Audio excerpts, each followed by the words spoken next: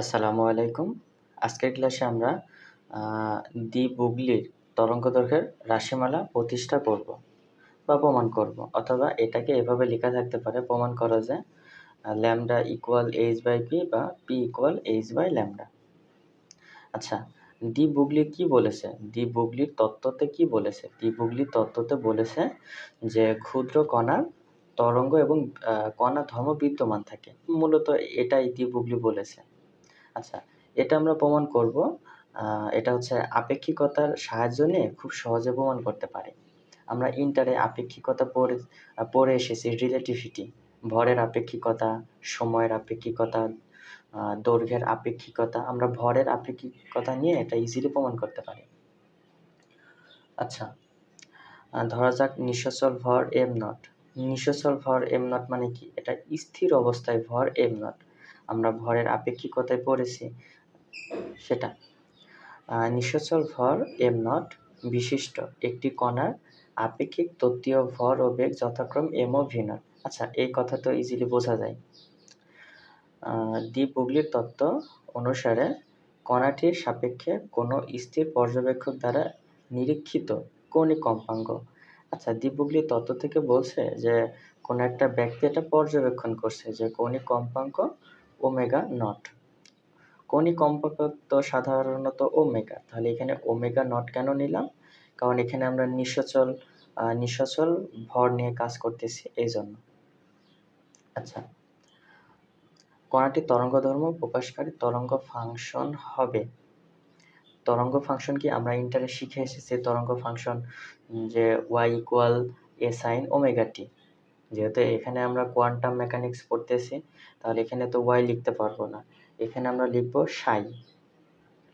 Sai equal a sin omega t। Omega t। কিন্তু এখানে আমরা নিঃস্বচল ভর নিয়ে কাজ করতেছি, তাহলে এখানে ওমেগা নট, এখানে টি নট হবে। আচ্ছা, এটাকে ১ নম্বর সমীকরণ দিই আমরা। আমরা ইন্টারে শিখেছি তো তরঙ্গর কথা যে এখানে টি সময়ে কতটুকু সরণ হবে তরঙ্গের। কিন্তু এখানে কি হবে? টি নট সময়ে এ তরঙ্গ কতটুকু সরণ হবে সেটা এখানে বোঝায়। তো এখানে টি নটের একটা সমীকরণ আছে আপেক্ষিকতার ওখান থেকে, যে লরেন্জ রূপান্তর সমীকরণ থেকে আমরা টি এর মানটা পেতে পারি। তাহলে এখানে আমরা ওইটা লিখে নিতে পারি।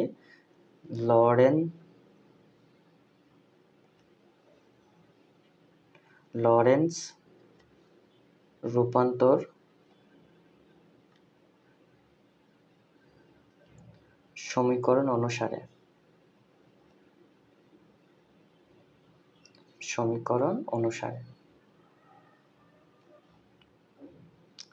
তাহলে লরেন্জ রূপান্তর সমীকরণটা কি বলেছিল? T naught equal T minus VX divided by, এখানে C square root over 1 minus V square divided by C square. তাহলে T naught equal T minus VX divided by C square divided by 1 minus V square by C square. আচ্ছা, এটা এখন ১ নং সমীকরণে টি নটের বসিয়ে দেব। তাহলে ১ নং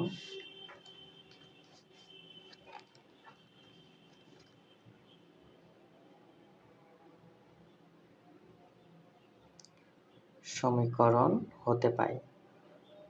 ১ নং সমীকরণ হতে পাই। তাহলে ১ নং সমীকরণটা লিখি psi equal A sine omega naught T naught. এখন জাস্ট টি নটের সমীকরণটা বসিয়ে দেব। A sine omega naught T minus VX divided by C square divided by root over 1 minus V square C square. এটা পেলাম। এটা আচ্ছা, এখানে কি করতে পারি? এখানে আমাদের x কে আলাদা রাখতে হবে। x কে শুধু x রাখতে হবে এখানে। তাহলে এখানে x কে রাখার জন্য কি করতে হবে? v/c² কমন নিতে হবে। জাস্ট এখান থেকে। এটা কেন কমন নিচ্ছি সেটা পরের লাইনে বুঝতে পারবে।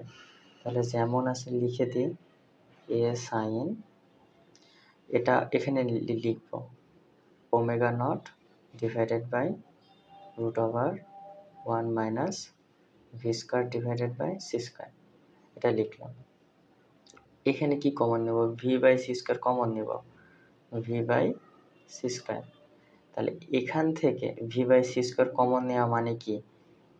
t থেকে v/c² অবশ্যই ভাগ এটা।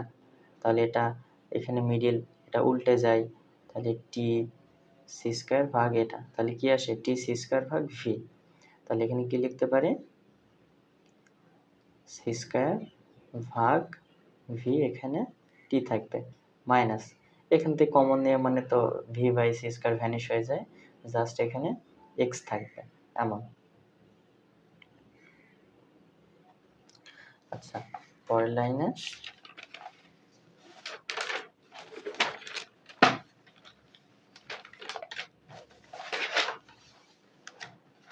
আচ্ছা, এটাকে আমরা 2 নং সমীকরণ দিই এটাকে। এটা 2 নং সমীকরণ।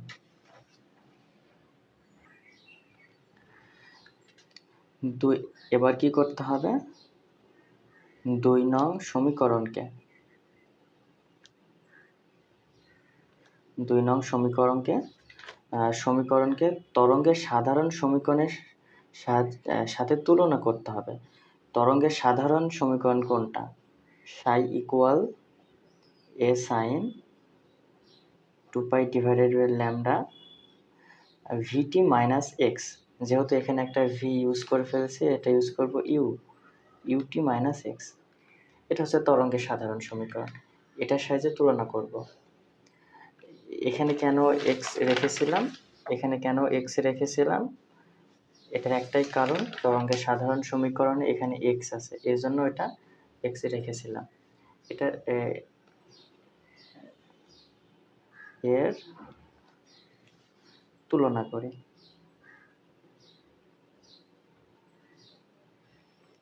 করি।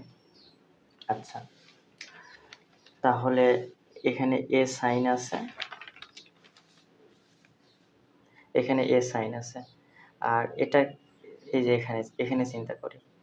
t এর আগে এখানে কি আছে? c²/v আছে, আর এখানে t এর এ পার্টে কি আছে? u আছে। তাহলে লিখতে পারি না u equal c² divided by v²।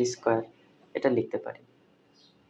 এই সাইনের পরের পার্টটুকু কি? এখানে 2π আছে। এই সাইনের পরের পার্টে 2π আছে এখানে। আর এখানে কি? এই সাইনের পরের পার্টে কি এটা আছে না? এই টোটালটা আছে না? সেটা কি?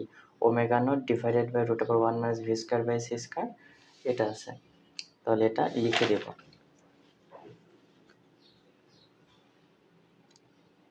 তাহলে এখানে কি হবে?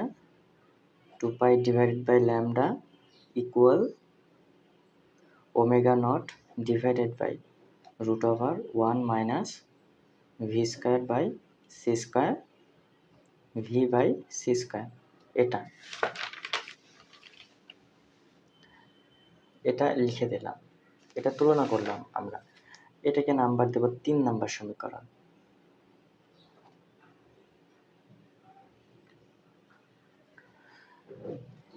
এখানে আমাদের আরেকটা কাজ করতে হবে। 3 নং সমীকরণের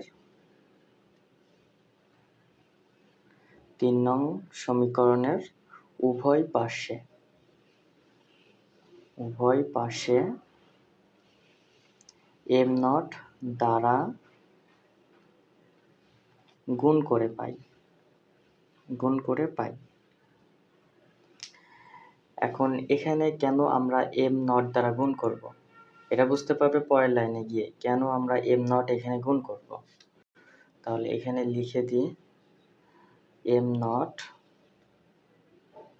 2π ল্যামডা ইকুয়াল m নট লিখে দিই M naught omega naught divided by root over 1 minus V square divided by C square into V by C square. এখানে কি করতে পারি এখন?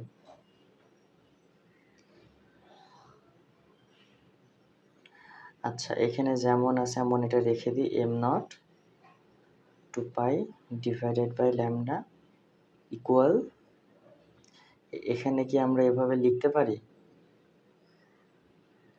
আচ্ছা, আমরা কি এটা জানি M equal M naught divided by root over 1 minus V square divided by C square. এটা আমরা শিখে এসেছি ইন্টারে, যে ভরের আপেক্ষিকতা থেকে শিখে এসেছি। তাহলে এটার পরিবর্তে কি আমরা এম লিখতে পারি? এই জন্যই আমরা এম নট দ্বারা গুণ করেছিলাম। তাহলে এখানে আমরা এটা এতটুকুর পরিবর্তে কি লিখতে পারি? এম লিখতে পারি। তাহলে এম ওমেগা নট আর যেটা আছে সেটা থেকে যাবে, ভি বাই সি স্কয়ার থেকে যাবে। এখন কি করতে পারি? এখন আমরা আড়াআড়ি গুণ করতে পারি, এটা দিয়ে এটাকে আড়াআড়ি গুণ করে দিই। M naught 2 pi C square equal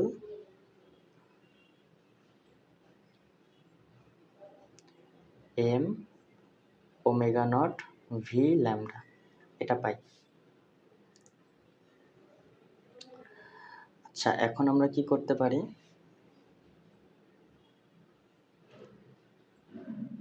এটা আমরা আইনস্টাইনের সূত্র কি জানি? E equal MC square, MC square. আমরা যদি এখানে, যেহেতু আমরা নিঃসচল ভর নিয়ে কাজ করতেছি, তাহলে ই নট ইকুয়াল কি লিখতে পারি? M naught C square. তাহলে এম নট সি স্কয়ার যেহেতু এখানে আছে, তাহলে এটা পরিবর্তে কি লিখতে পারি? ই নট লিখতে পারি। তাহলে কি লিখতে পারি? 2 পাইটা থেকে যাবে ই নট ইকুয়াল, এখানে কি করতে পারি আমরা? এটা যেমন আছে তেমন রেখে দিই, M omega naught V lambda, এটা রেখে দিলাম।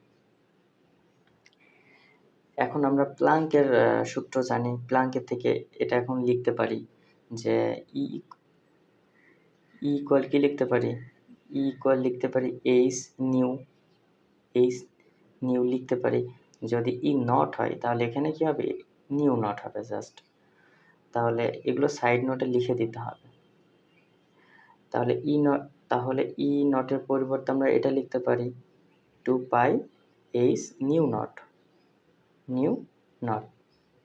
এটা লিখলাম।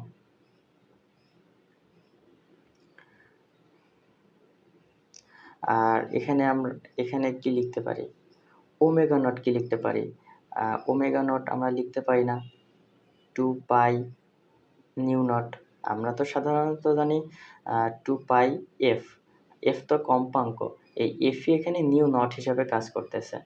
তাহলে ওমেগার পরিবর্তে লিখতে পারি 2 পাই নিউ নট ভি ল্যামডা, এটা লিখতে পারি। এখন আমাদের কি করতে হবে? 2 পাই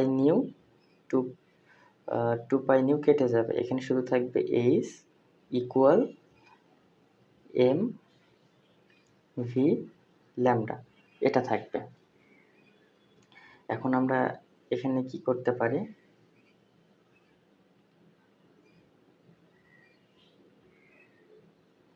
সরি, এখানে 2 পাই,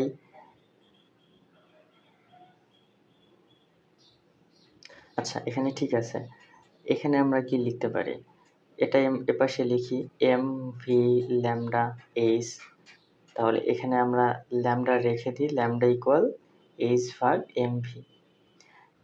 এমভি আর ল্যামডা ইকুয়াল এমভি মানে কি? ভরবেগ পি, তাহলে এইচ বাই পি, এটাই প্রমাণিত। নতুন ব্যাচে ধামাকা অফারে ভর্তির সুযোগ, ইনশাল্লাহ বেসিক থেকে অ্যাডভান্স লেভেল শিখতে পারবে। অনেকেই ভর্তি হয়ে গেছে, তোমরা ভর্তির জন্য ইনবক্সে যোগাযোগ করবে।